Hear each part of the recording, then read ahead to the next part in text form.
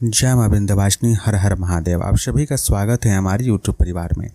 भगवती शाकंभरी की साधना, भगवती दुर्गा का एक वह स्वरूप जो शाकंभरी के नाम से विश्वविख्यात है।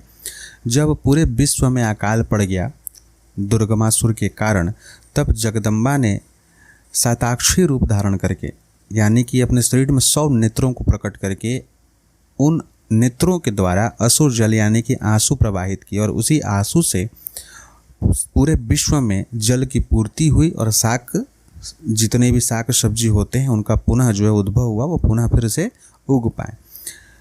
और उसके पश्चात जो स्वरूप जगदम्बा ने धारण किया उसे ही शाकंभरी का स्वरूप माना गया है।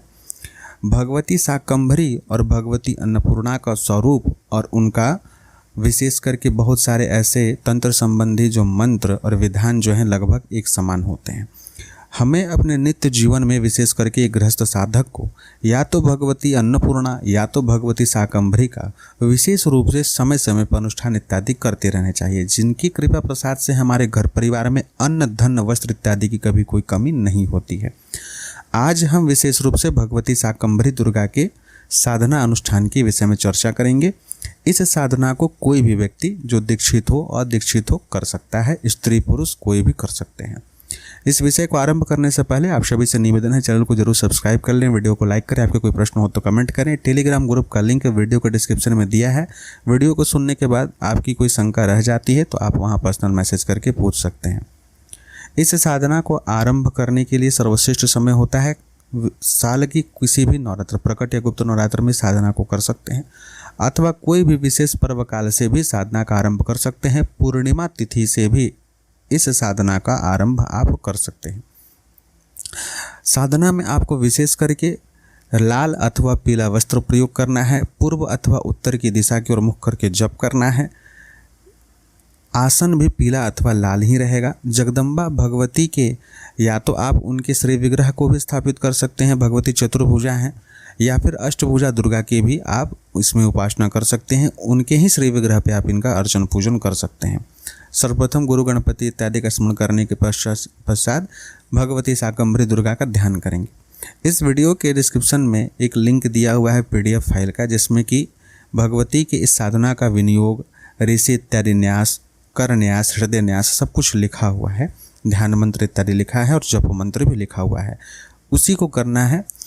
उसको करने से पहले आप शाकंभरी कवच का पाठ कर सकते हैं। अगर वह उपलब्ध ना हो तो आप भगवती के चंडी दुर्गा कवच का, जिसका वर्णन सप्तशती में है, उसका भी पाठ कर लें और उसके पश्चात इस मंत्र का अनुष्ठान करें। इस मंत्र का अधिकाधिक जप करना चाहिए। अगर आप इस मंत्र का 1.25 लाख जप करके उसका दशांश हवन, उसका दशांश तर्पण, उसका दशांश मार्जन और 9 कन्याओं का भोज करते हैं, तब जो है भगवती शाकंभरी की कृपा जो है विशेष रूप से आपको प्राप्त होती है। सामान्य जो है इस मंत्र का कम से कम 27,000 जप, दशांश हवन, तर्पण और मार्जन करना चाहिए। इस मंत्र के साधक को कभी भी किसी भी ऐसे व्यक्ति जो कि अन्न से मतलब भूख से पीड़ित हो, जल के कारण उसकी तृष्णा काफ़ी बढ़ी हुई हो, तो इस मंत्र के साधक को कभी भी, चाहे वो शत्रु ही क्यों ना हो, उनका सहयोग किसी भी परिस्थिति में करना चाहिए। यानी कभी किसी को भूखा नहीं देखना है। अगर कोई भूखा व्यक्ति मिले तो यथाशक्ति उनको अन्न से सहायता करना है। चाहे कोई पशु भी क्यों ना भूखा हो, आपकी जो भी बुद्धि उस वक्त कार्य करे, आपका शरीर जो भी सामर्थ्य प्रदान करे, आर्थिक रूप से आप जितना सक्षम हो, आप यथाशक्ति उनका साथ आपको देना चाहिए। उनकी क्षुधा और तृष्णा को तृप्त करना चाहिए। कहते हैं कि अगर ऐसा किया जाए तो भगवती जल्दी प्रसन्न होती है। यह इसलिए भी कहा गया है क्योंकि अन्नपूर्णा और शाकंभरी दुर्गा की जब आप साधना करेंगे तो वो इसी स्वरूप के माध्यम से आपकी परीक्षा लेती हैं, और जब आप अन्न से किसी का सहायता करते हैं, उसकी क्षुधा को आप तृप्त कर देते हैं, तो भगवती ही तृप्त होकर के आपके ऊपर कृपा करती है। तो इस प्रकार से यह साधना आप कर सकते हैं।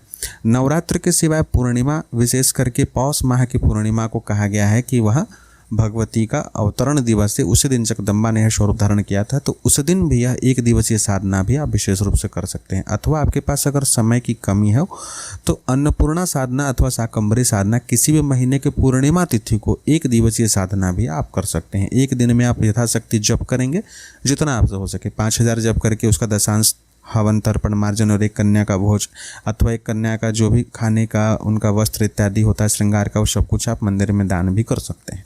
इस प्रकार से साधना को सिद्ध करें। प्रयोग के लिए आप नित्य प्रति इस अनुष्ठान को करने के पश्चात नित्य जो मंत्र है उसका 5 माला अथवा 11 माला जप नित्य कर सकते हैं। आशा करते हैं आज के इस वीडियो से आप सभी को लाभ प्राप्त होगा। इस साधना को पूर्ण करके आप अपने घर में हर प्रकार से सुखी और संपन्न होंगे, ऐसा जगदम्बा से मेरा कामना है। जय मां विंध्यवासिनी। हर हर महादेव।